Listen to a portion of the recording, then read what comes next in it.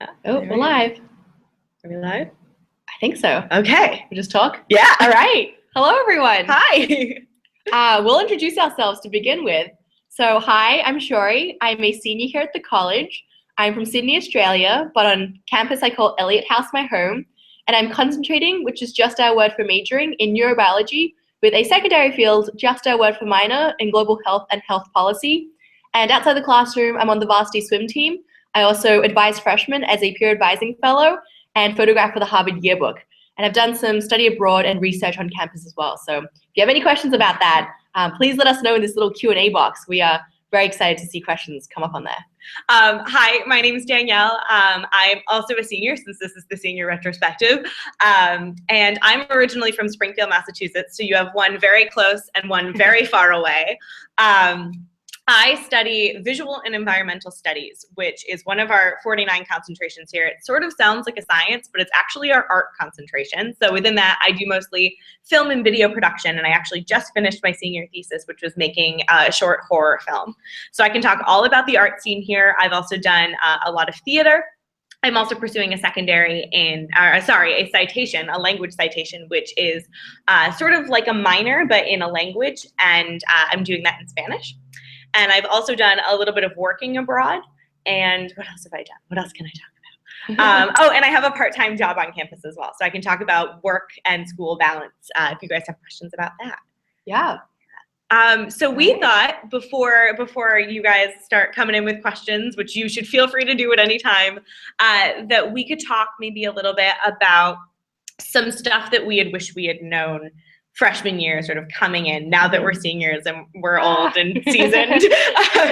Things that we sort of wish that we had known coming in first day of freshman year. I know the biggest thing for me that I want to tell all of you is that I really wish that I had known how important it was to give myself time to do things. I think everything is so exciting here and there's so many opportunities for you, but it's really important to make sure that you give yourself some time to adjust to what it's gonna be like living in a different place and being surrounded by different things. And I think I got so involved so quickly freshman year because there were so many things I wanted to try that I realized that I didn't have time to do things like laundry. So I spent a lot of freshman year wearing dirty clothes. So it is really important to sort of give yourself a little bit of space to adjust and to have some free time to yourself if you need that. So that was a huge thing for me, was learning to sort of schedule my time with breaks in between. Mm-hmm. Yeah, I think one thing I wish, I figured this out towards the sort of second half of freshman year, but what I wish I'd known from the get-go was just how awesome and resourceful the peer advising fellows are. And now that I'm one of them, it's amazing. Like you'll probably have a team of about 3 or 4 peer advising fellows per entryway, and collectively amongst them, they cover the entire spectrum of anything that you may possibly want to know about academically, extracurricularly, anything else. And I always did go to my peer advising fellow with questions if I had them, but I never realized just what other questions I could have asked them and they could have helped me out with straight away without having to go through longer methods and pathways to get to the same answers that I would have gotten to much faster if I had just asked my peer advising fellow about it. So once you hear as a freshman, once you get those names of your peer advising fellows, like just get to know them. They're really cool people. They're really fun. And they're super friendly, and just like we all just want to help you out with your freshman year. So I think one of the most underused resources, I think, for me, my freshman year, were the peer advising fellows. Yeah.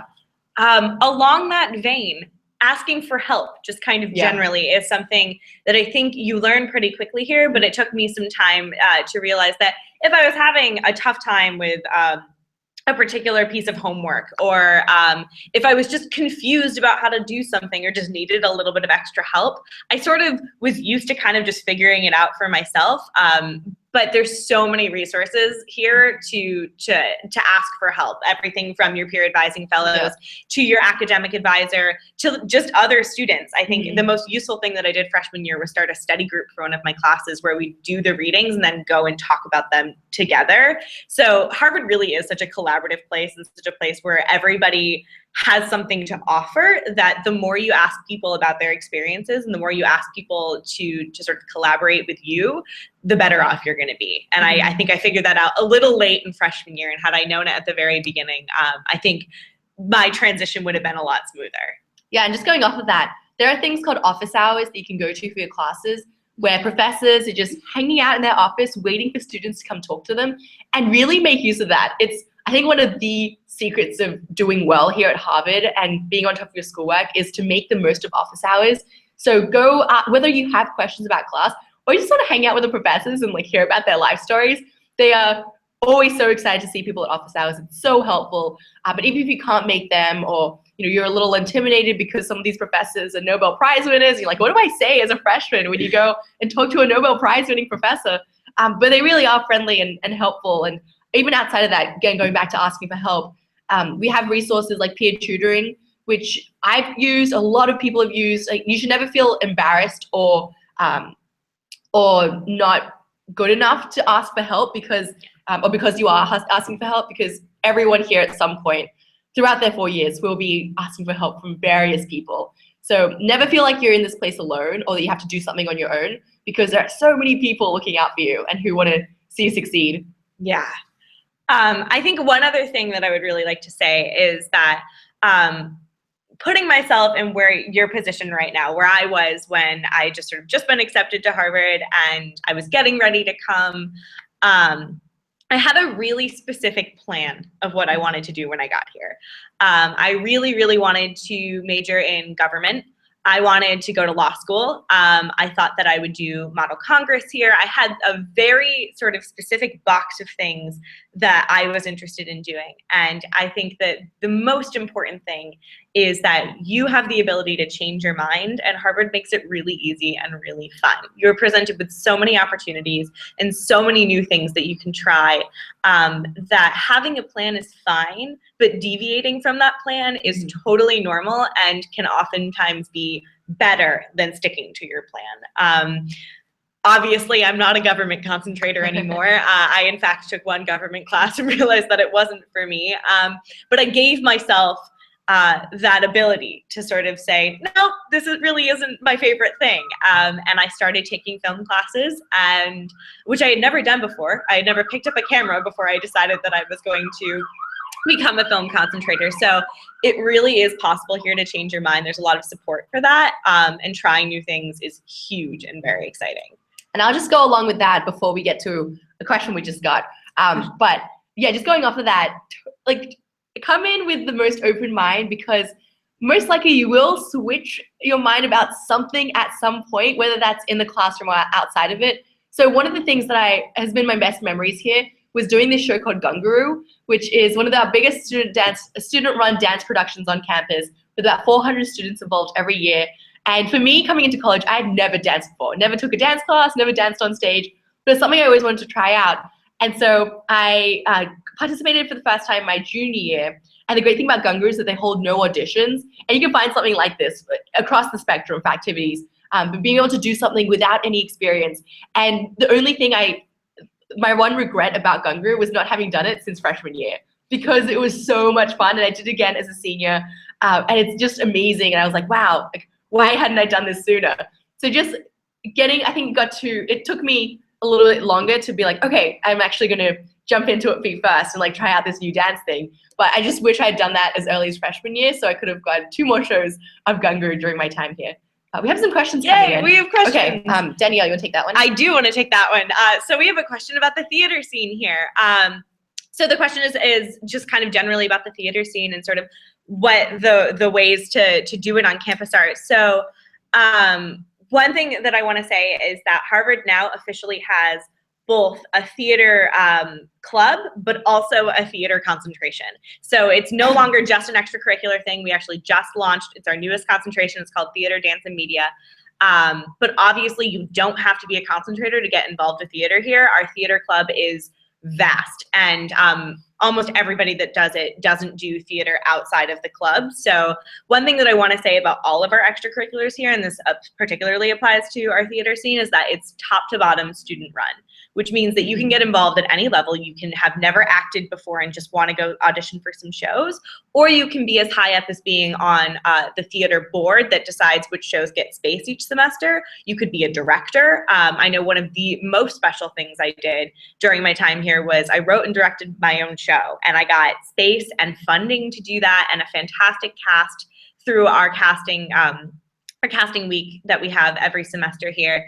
And it was the best thing to see this thing that I had sort of created in my dorm room come to life, because the resources were here to make that happen. So our theater scene is extremely collaborative. You can get involved with whatever part of it you want to get involved in. So it's not just acting or directing. You could do lights, you could do sound. I had never costume designed before, and now I costume design like half the shows that go up each semester.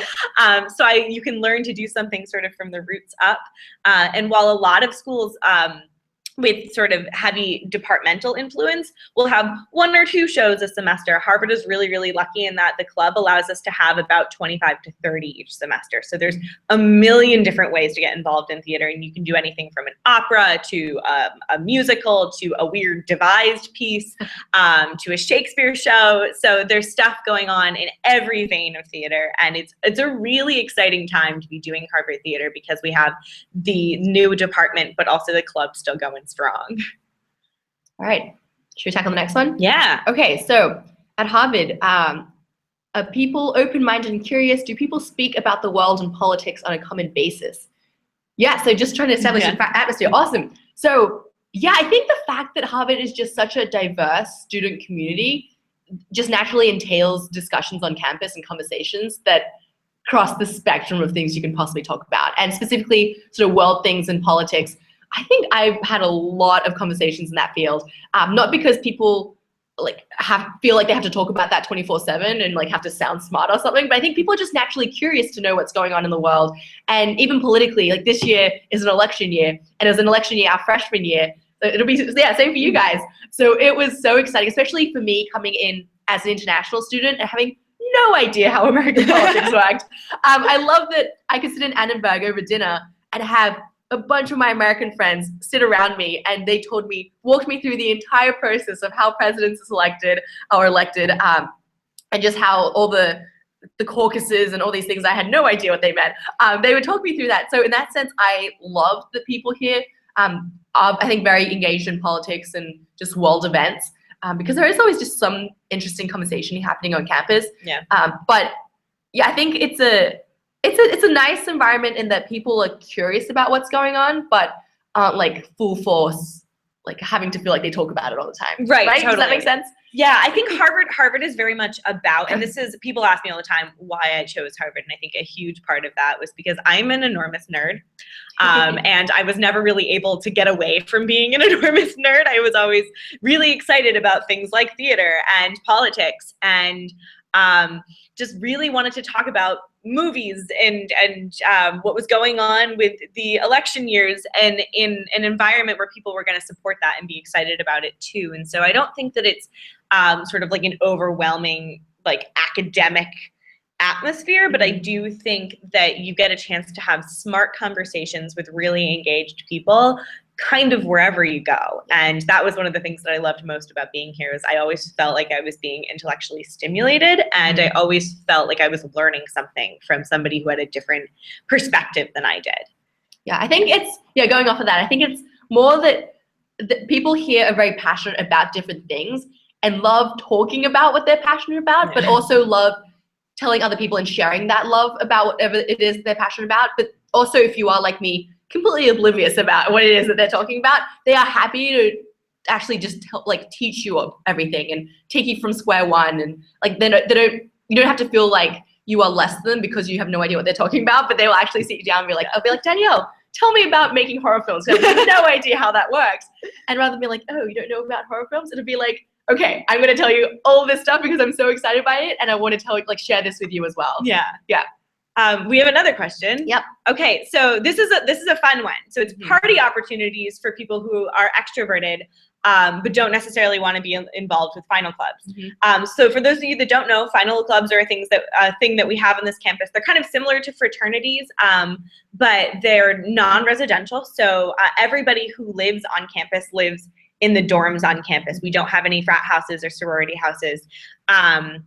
And final clubs sort of exist on their own as a thing that you can participate in if you want to, or a thing that you can kind of leave alone and never have to be involved in at all. But as far as wider opportunities to go to parties, they're all over the place. You can kind of socialize at whatever level you feel comfortable socializing at. I think Harvard does get this reputation as a place where kids don't party, which is we do. It's fun. It is, and I think I'm probably a bad person to talk about this with because I'm not a huge partier, but the theater scene has tons of parties, and we do, like, after every show, we'll go to someone's room. And we'll have a big gathering. And we also have lots of sort of like school sanctioned bigger parties. One that just happened is in one of our upperclassmen houses called Mather, and they do this every year. It's called Mather Lather. And they clear out, I think, their entire dining hall, and they have a foam machine that they put in the middle of it. And so it spews foam and people come in their bathing suits, and it's like a huge like techno rave with foam everywhere. So there's tons of opportunities to go to parties here, whether it be sort of like smaller gatherings or sort of bigger dance parties. You definitely have that opportunity. Yeah, and I think extracurricularly as well, there are so many parties and just social gatherings within your extracurricular. So a lot of people find that way. They find some parties that they like to go to. And then going off of what Danielle said about the big sort of campus-wide parties, which I think I found that in my last 4 years, there's been more and more of a push every single year to have these big campus-wide parties, to have it more of a, it doesn't matter what, whether you're in any club or not, or what extracurriculars you do, like it's just a party for the entire undergraduate campus. And so 3 or 4 weeks ago, there was this one party. It was a silent disco party in one of our biggest spaces on campus. So what they did was they got this outside company to come in, and there were 2 DJs. And when you walk in, they give you wireless headphones. So you walk in and everyone is dancing, but it's dead silent. And then you can switch in between 2 channels that had the 2 DJs playing. So it was one of the most fun things I've ever done. But that happened just a couple weeks ago. We had things like Mather Lather. Each of the houses as well has a formal every semester. So formal season's about to start up in about 2 weeks, which is really exciting. They go all out. It's really fancy. That one's more of like a get like nicely dressed up like type of formal, but it's still a party in that sense. Totally. It's good music, good crowd. So I mean, I'll add to that though that you don't have to party either. If you would prefer to, stay in and watch movies with your roommates or like play board games, which I know you like to do. Right? I do. I really like to do that. Yeah. I'm a big board game fan. That's totally a way to socialize here as well. I don't think that there is a sort of rule that you kind of have to party to have friends, or that you have to party to have fun on this campus. There's 1,000 ways to have fun on Harvard's campus, and they kind of are whatever you make of them. So whatever way that you socialize and however you like to have fun, there's a way to do it on this campus. Yeah. For sure. I don't think there is any one word that you can use to describe the social scene at Harvard, because you can find everything and anything. So even like I've spent Friday nights where I might be, up at 10 p.m. having to do like a group project with some of my classmates. And sure, that's not social in the sense that like we're going out to a party, but in a sense, it's also like I've had fun actually just hanging out in a dining hall with me and a couple of classmates, working on a project, which we end up then going to get like burritos somewhere in Harvard Square. We come back, keep working on our project. We go off and tell tantrums about life stories. So in that way, I've made some of my best friends on campus doing these pseudo-social things, but that are kind of actually academic as well. So yeah, you really can find anything. Yeah, for sure. This next question I love. So it's, did you feel nervous going into your freshman year in terms of meeting someone that you can click with, and how did that play out? So I love this question because the answer is yes. I was probably the worst at this. I was so nervous. I come from, I went to a public school, but it was a kindergarten through 12th grade school. So I had never really had to make friends before. I kind of was with the same people from the time that I was 5 all the way until the time that I graduated high school. I had never changed environment at all. So coming here and sort of having to relearn how to make friends was huge for me. And I definitely showed up on campus the first day and was incredibly nervous and incredibly wary of how I was going to make friends. And I can tell you that the best thing that you can do is just kind of relax into it and just see what people have to say. And the minute I did that, the minute I went into social situations and introduced myself and tried to learn about other people, because everybody that's here is incredible. And everybody that's here has so many cool things to share with you about their own life. The minute I started to do that, I realized that all of these people were amazing and that I had lots of questions to ask them. And another thing that you'll find is that everybody else here is nervous too. I think I met one of my best friends, who is now my roommate, sitting outside one of the class buildings waiting for class to start. And I was sitting there reading a play that I had to read for class, and she sort of came over and sat down, and we were the most awkward pairing I've ever seen. We had no idea sort of how to engage with one another. But that was the most comforting thing, was seeing her be nervous too, and just sort of being able to be like, hey, this is a little weird. We're having to make friends after not having had to make friends for a while. And that was my in, and now we're best friends. So I don't think that there is a reason to be nervous. I think that everybody here is just kind of trying to meet new people, and I don't think, nobody here is malicious or going to sort of like make fun of you for trying to make friends. Everybody else is doing the same thing. We do actually, and we have set up amazing social spaces to sort of meet new people. One of them is the Freshman Dining Hall. So what's really special about your Freshman Dining Hall, it's called Annenberg, and in addition to looking just like the Harry Potter Great Hall, it also is a space for only freshmen. So upperclassmen aren't allowed in there for lunch or dinner. So you really do get a chance to be just with other freshmen. And so for the first couple months, it's the place to go and sit down next to somebody and sort of say, hey, this is me, what are you about? And learn new things about people. And I actually met someone, I'm really into heavy metal music, and I met the only other person that I met on this campus who's also really into heavy metal music, but through one of those conversations. So it is definitely a little bit nerve-wracking coming to a new place and sort of trying to set up your social scene, but it's totally okay, and it happens, and when it happens, it's really awesome. Yeah, Annenberg especially is one of the most amazing social spaces on campus. I would go in, expecting to be out so quickly and then be there hours later. But the other great thing is that everyone in there is in the same boat as you, in the sense that they probably don't know anyone else from their high school or their area. They are just as nervous and excited to be here in this new place. And they're all also looking to make new friends as well. So I think that's just so much commonality that you go in and you really can just sit down with your tray of food next to someone you have never met before. And some of my best friends today are people I met just in random meetings at Annenberg. So definitely like make use of Annenberg, because it's one of the most amazing places on campus. Yeah. All right, should we move on? There's this one? This one's been up for a while. Yes. This is okay. great. Yes, okay. Oh, so, we've done. Yeah. Okay, so the next question is, did either of you get involved in pre-orientation programs or have thoughts on them? And we both did. So I can start with FIP, the Freshman International Program. And this is what's offered for the international students. And it is amazing. Like, if you have the chance to be doing FIP, I 110% recommend it. So I did FIP as a freshman, and then I've been a FIP leader twice. So I've been through now, 3 years worth of international students, and it is such an incredible time. So what you do, like, logistically, is a lot. We have panel presentations.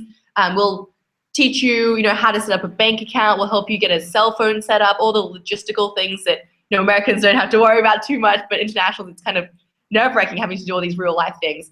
And then we also just have a lot of social things. You get to meet a really tight-knit community of international students, and a lot of international students will find their best friends on campus just in the first couple days doing FIP.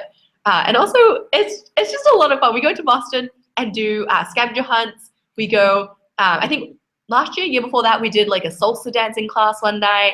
We have karaoke. So yeah, FIP is fantastic. Couldn't recommend it enough. So are you guys ready to be shocked? I did the freshman arts program, which we call FAP. They're all F, a vowel, and then a P. I think the greatest thing about doing FAP was that it really introduced me to all the different ways to do art on this campus. So they sort of compile every kind of art that you can do, from theater to music to digital media and filmmaking to creative writing. And they sort of condense all of that into a week where they show you how all of those things function on this campus. So something like the way that auditions happen on this campus was demystified for me through the freshman arts program. I can tell you, if I'm being totally honest, that I was incredibly nervous when I showed up for FAB, and I think that the best thing, again, that I could have done was sort of relax into it a little bit more. It's not nearly as much pressure as you think that it's going to be, meeting new people and sort of having this experience where I came into it and I was like, okay, now I have to be an artist. And you don't. You don't. You just are there to meet people and sort of see what the art scene is about. And FAP is a great way to get introduced to the art scene here, and also to have a couple familiar faces that you can turn to sort of when the first couple weeks start. You'll already have a chance to meet some people. So I don't think that freshman programs, the pre-orientation programs, are a thing that you have to do. You can certainly show up on this campus not having done any, but if you want sort of like a head start in making some friends and sort of meeting people, or if you are really curious about a particular extracurricular or part of the campus that one of the pre-orientation programs deals with, then go for it. Definitely apply. Yeah, I think that's the best thing about pre-orientation programs across the board, is that you do come onto campus a week earlier. So starting freshman year, you already have a good group of people that you know and you recognize. So when you do walk into Annenberg, there are some friendly faces in the crowd, which is a really nice feeling when you are in this brand new place and you're kind of overwhelmed by all these new changes. Yeah. Okay. Is this one? Yeah. Do people tend to be high-strung and competitive? Great question. Yeah. Another definite sort of like Harvard myth.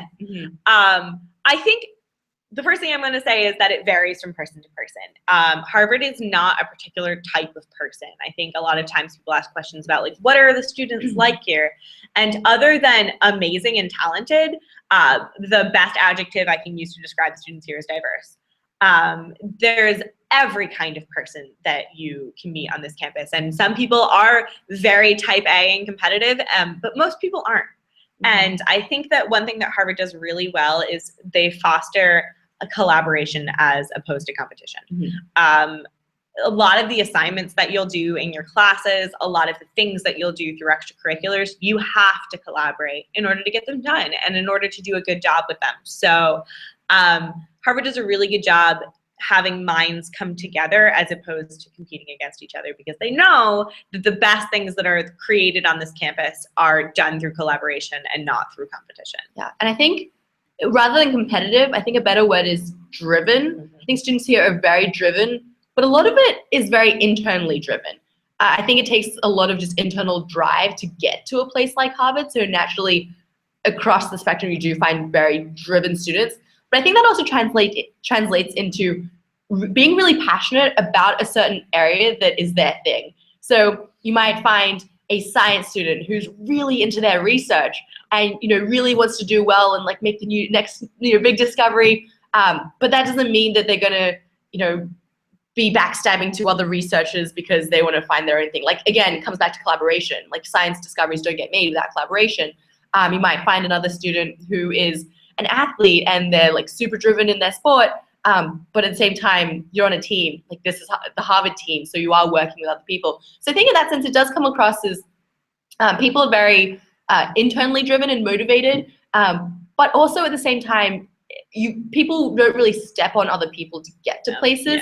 It's more coming back again, collaboration. If a classmate or a friend does really well in whatever their thing is, like, people are genuinely happy and excited, especially senior year, now that we're all going in such different directions and people are getting into PhD programs here and are going off and doing fellowships and traveling the world and doing all these amazing jobs. And I think every time someone announces or shares with their friends that oh look, I've like decided what I'm doing next year, it's going to be XYZ, people are so excited and genuinely happy and like go out into Harvard Square and celebrate with Froyo, and it's really like very supportive and collaborative environment. And that collaboration continues, I think, after you graduate. One thing that I'm realizing now is that the Harvard Alumni Network is insane. There are people everywhere doing everything at the highest levels, and they really want to help you. So I think that sort of passion for helping each other out and for keeping the Harvard community strong continues from the time you arrive here freshman year all the way till you're graduating and sort of going out into the workforce. And I think that's really cool as well. All right, should we do get off campus? Yeah. So do you go off campus for social events much? I would say yes. It depends on the student. It kind of is the answer for a lot of things. But personally, I go out at least maybe like once a month, like a couple times a semester for various things. So tomorrow I'm going to a Red Sox game at Fenway Park, which I'm really excited about. I've gone out quite a few times to the North End, which is a great place for Italian restaurants. So if it's like a friend's birthday, we'll go out to a birthday dinner at the North End. Some of those formals, I've gone into Boston for formals, for houses. So I've been to a house formal in an aquarium. I've been to one at some of the big, nice hotels in Boston. So that takes us in. And then also just like wandering around. We have a lot of free access to museums in Boston. So if I have a spare afternoon, just like to go into Boston with some friends and just wander around. It's a really nice place and so convenient to have it close by. I think going into Boston is one of those things that you can do as little or as much as you want. I would say that I don't go into Boston super often, but that's mostly because everything that I want to be doing is right here. I'm super involved with my extracurriculars, and I also am such a homebody. I really like to just kind of like hang out in my room and sort of just play games with my roommates. So I think that Boston is right there, and it is not hard to get into the city. So you can go in really as often as you want. And the T will take you in. The T is our subway system, for those of you guys that don't know. And there is a subway stop right in the middle of Harvard Square. So you can literally hop on the T, and it's really, really cheap. And you can go right into the center of Boston and be there in about 15 minutes. So you can get into Boston very easily. You can kind of go in as often as you want. Yeah. So there's lots of things to do right in Cambridge, but there also is tons of stuff to do in Boston if you want to go. Should we do the next question? Yeah. All right. Do your grades now reflect the grades you received in high school? Do they matter as much? Good question. Wild. Yeah. I don't care about grades as much as I used to. Yeah, I think I'd echo that. That's the best way I can describe it. I think one of the things about your high school grades is that they get you to the next step. You know, it's a very numerical measure of what you've accomplished. And I think that college isn't so much like that.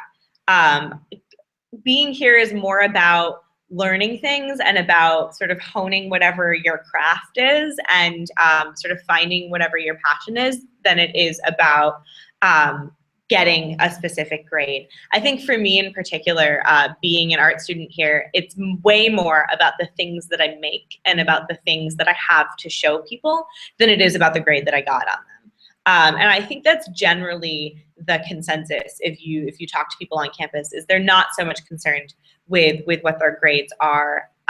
They're, I think, way more concerned with what they're accomplishing and what they're interested in and what they're learning about what they're interested in. That being said, your grades don't suddenly become abysmal the minute you get here. The schoolwork here is very tough and very challenging, but it is not impossible and it's very rewarding. I have never felt like I was drowning in schoolwork on this campus and that I wasn't having fun with my classes. And when I did feel like that, I went and asked for help. So I think that the classes here and the way that schoolwork works here is very much about your sort of own personal growth and a lot less about the letter that you see on the page. Yeah, I think, again, I don't think grades for me matter as much here because, like Danielle said, it's more about what you're doing with all these other opportunities that become available. So for me, in 4 years here, I look back and I'm like, I think I could have bumped up my GPA a little higher if I hadn't swum because that was a huge time commitment, or if I hadn't done all these other extracurricular activities. But if I had to go back and do it again, I 100% would, because I think that is so integral to what my Harvard experience became. And so many of the things I did outside the classroom actually influenced what my next chapters of life will be. So I think that in itself, the whole personal growth and all the cliches that you hear about college, I think that so much of that happens outside the classroom, where you aren't being graded for anything, where you don't have exams. But I think that's one of the most important things. So yeah, grades, I mean, yes, you still get a transcript. Yes, you'll still have them for life. So don't discount them completely in college. But it's I mean, unless you're going to like grad school, yeah, that's when it matters a little bit more, because like Danielle said, you know, grades in high school get you to college. Grades in college, if you want to do graduate school, get you there. So if you were interested in doing a PhD or going to medical school, that's when you have a little bit more stakes in your grades. Then if you wanted to just go straight into the workforce or do something else, then they don't, like, employers aren't even asking for transcripts when they're looking at your job application. So yeah, as long as, you know, they see that you're from Harvard, like they know that you can learn, that they're smart. So yeah. This is interesting. How often do you interact with students from other Boston schools? So I think that, again, that sort of varies from person to person. Mm-hmm. I know through theater, every once in a while, someone from another Boston school will come and audition for shows, and I'll meet people through that. But I would say that for me, at least, the Harvard campus is decently insulated. I think that you can definitely go out and meet people from other schools. You can definitely go to parties at other schools or get involved with activities that involve multiple schools. But I think the Harvard campus is the perfect size for me. We call it perfectly medium size. And what that means is you will know a decent portion of your class by the time you graduate, but you will still be meeting new people up until the day you leave. Mm-hmm. And I think that that's really cool. And that means that I never feel like I've met everyone that there is to meet, and that I've sort of like exhausted the people on Harvard's campus. It's impossible. There's no way to do that. So I have just been really, really interested in getting to know the people here. And so I think that not necessarily being able to, or not necessarily going out and meeting lots of people from other schools was kind of a choice, and not so much something that I couldn't do. That being said, the fact that Boston has as many schools as it has is really special, because it means that Boston is engineered to be a college town. You have anything that you could ever want as a college student in a very small radius, because the Boston and Cambridge know that the most of the population at certain points of the year is college students. And so everything that you're sort of eating and listening to and going to see is going to be in this city, because there's so many colleges here. Yeah, just a fun statistic. Every Labor Day, when all the students move back in the fall semester to come back to school, the average age of Boston City drops by 10 years, and the population goes up by 250,000. So we have a lot of college students around. So it's a fun place to be in college. I also, like Danielle personally, don't spend too much time outside of the Harvard student community, just because I do so much with being involved on campus.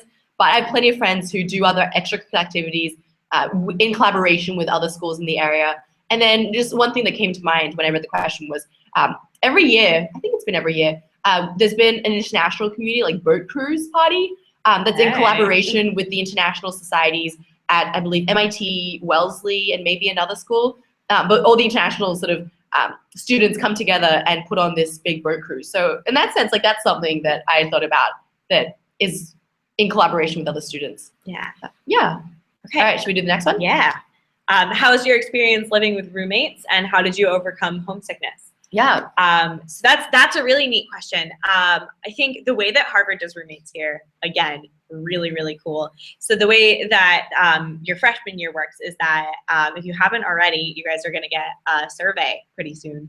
And it's a big, long questionnaire that asks you all sorts of questions about how you live, sort of anything that anybody who's living with you could ever need to know is on this survey. And you'll answer all of these questions, and then people in the admissions office, or wherever it is that they go, the freshman dean's office, will read all of these surveys and pair you with people that they think you're going to live well with, but also that they think you're going to learn a lot from. So you don't get to pick your roommates freshman year, and that is a really good thing, because I would not have been as good at picking my freshman year roommates as Harvard was. So the girls that I lived with were all super, super different, and all really fantastic, and I learned so much from being around them, but we also lived amazingly together. So it's this perfect balance of having a place that you really get to call home, that you feel really comfortable in, but also not being around people that are exactly like you, really being open to sort of new things, because these people are different from you. Yeah. So I lived with 5 other roommates in Wells Hall, and they were all from around the US. So it was fun. Again, on paper, academically, extracurricularly, we were very different, but personality-wise, we clicked very well and just got along very well as roommates. And then together with the wider entryway, which is either the floor that you're living on or the vertical stairwell that everyone has rooms coming off of. It's about 30 students per entryway, and that's your immediate family, your home base as a freshman. So in that group, you find a huge diversity of students. It's kind of a small microcosm of the wider diversity on Harvard's campus. So even in that group, you'll find amazing friends and amazing people. So I think the dorm experience as a freshman is pretty neat. I really enjoyed my experience. And then tackling the homesickness part, I never felt like I was homesick during my time here. I definitely missed home, but I think the fact that I had such a great support network of friends and advisors looking out for me here, and that I was just keeping myself so occupied on campus with classes and swimming and all of these other things, I was never just sitting alone in my room wishing I was home and missing all my friends back home. I was always surrounded by friends and doing things that I was enjoying. So in that sense, I missed home, but never enough to feel homesick, because I was enjoying myself here. So I think that's a nice thing, a nice sort of distinction. And again, there are just so many people looking out for you. You'll come in with a lot of advisors already, and then even once you get here, you'll get more advisors on top of that. So there's so many people looking out for you that it's really tough, if not impossible, to fall through the cracks here at Harvard, whether that is homesickness or academically or anything else. Just because there are just a lot of people looking out for you, like kind of playing in your corners. Yes, playing for your team. I did get a little homesick. So what I can say about that is it takes time to build sort of a new home here on this campus. It definitely takes time to adjust and to be comfortable. And I think one thing that Harvard has taught me a lot is that it's okay to be uncomfortable. It's okay to have a transition period, to have a time where you don't feel totally at ease with where you are, because you learn a lot from being a little uncomfortable, and you learn how to get yourself back to a comfortable place.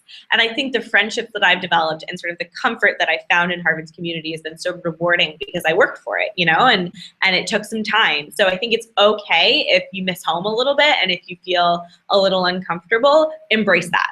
Totally embrace that, because it is the best way to learn things about yourself. And it was really, really necessary for me to have that little bit of discomfort. So it's okay. You're gonna be fine. Yeah. And your roommates are gonna be amazing. I can promise you that. And then the next 3 years after freshman year, you get to live with whoever you want. So that's fun too. Mm-hmm. All right. So we have to wrap up pretty soon, but we do have one last question that I see. All right. Does Harvard provide enough opportunities to study/travel abroad? Have you taken advantage of some opportunities? Yes, we have. Yeah. So many opportunities. One thing I tell my freshmen all the time is like, there are so many things available at Harvard. Make the most of them, because you only get 4 years to do that. So, I mean, travel, going abroad is one of the categories where, so one of my senior friends, his mission coming into college was to travel to every continent on Harvard's dime before he graduated. And I think he only has Australia left. I tell him to come visit me. But yeah, it's incredible just how many opportunities there are. I've studied abroad. So I went abroad the summer after my sophomore year and went to Oxford in England to take 2 classes there on evolutionary biology. But that was through the Harvard Summer School program. And there are several of these summer school programs, about 20, where it's already pre-approved. It's all organized by Harvard. And so my classes were on my transcript. I got to knock out a neurobiology requirement with one class and a gen ed requirement with the other class. So that was fantastic, 15 of us on this program. But even outside of that, when, even if you don't want to do a perfectly structured program, there are opportunities to intern abroad, research abroad, volunteer abroad. You can find things through Harvard or individually and get funding from Harvard. Funding is one of the most incredible resources here. So many things available. And then just a couple of weeks ago, I'm taking one class this semester called herpetology, which is the study of reptiles and amphibians. And our entire class was on an all expenses paid trip to Costa Rica over spring break to actually go into the rainforest ourselves every single day and look for the snakes and the lizards and the frogs that we were studying. So there are also classes that can take you to trips if you find them. So the way that I did my abroad experience was a little bit different. So I found a program through our Office for Career Services, which is another fantastic thing, that, a resource that we have on this campus. So the Office of Career Services does job postings. And one summer I was looking for an internship somewhere in the film world, and I found a film finance lawyer who was taking, so you would do the internship, and part of the internship was accompanying her to the Cannes Film Festival and working for her there. So I did 2 weeks in the south of France. I do not speak French, so it doesn't have to be a language thing. And I was there working and sort of helping her take meetings and sort of taking care of her calendar, but it also did mean that I got like the all access badge to the Cannes Film Festival. So I got to go see, I did a red carpet, I got to go see really cool films, I met some celebrities. It was, so there are tons of ways to do abroad. You can do work abroad, you can do study abroad. There's lots and lots of different ways to sort of see the world and have Harvard fund you for it. I know a lot of language classes will sponsor trips abroad. There's lots of grants for those. I know through the Spanish department, there have been opportunities to go to Peru and Argentina. So there's definitely lots of ways to do abroad programs here. Yeah, so I guess we're wrapping up now. Yeah. One quick message is that we have a video, a Dear Class of 2020 video that the senior class committee has put together for you guys. So please take a look. I don't know how we can share. If you just go on YouTube and type probably like Dear Class of 2020 senior class committee, you'll probably find it. But we just released it this morning, and it's our message from the senior class to you guys in the class of 2020. So we hope you enjoy it. But otherwise, yeah, congratulations. Best of luck with everything. And while we can't say we hope to see you on campus, I know, because we won't see you, we do hope that you'll be walking around this campus in the fall. It is such an amazing place. We could talk about it for days and days. Yeah, we work at the admissions office because we just love Harvard so much. It's been everything that we could have wished for and more. Yeah. So yeah, please ask questions if you have them. Like, reach out to the admissions office, to current students, because we're here to help you out. If you are still deciding, or even if you've already committed, I'm sure there will be many, many questions that pop up throughout the way from now to August, and then all the way throughout to senior year, to graduation. So yeah, just let us know. We're here to help you out. Yeah, congratulations, guys. I think you guys are gonna go hear the president speak or something now, which is really exciting. The president of Harvard, not Obama. But congratulations. Enjoy the rest of your virtual Visitas, and we hope to see you in spirit in the fall. Yeah. All right. Thanks, guys. I don't know how we stopped going live.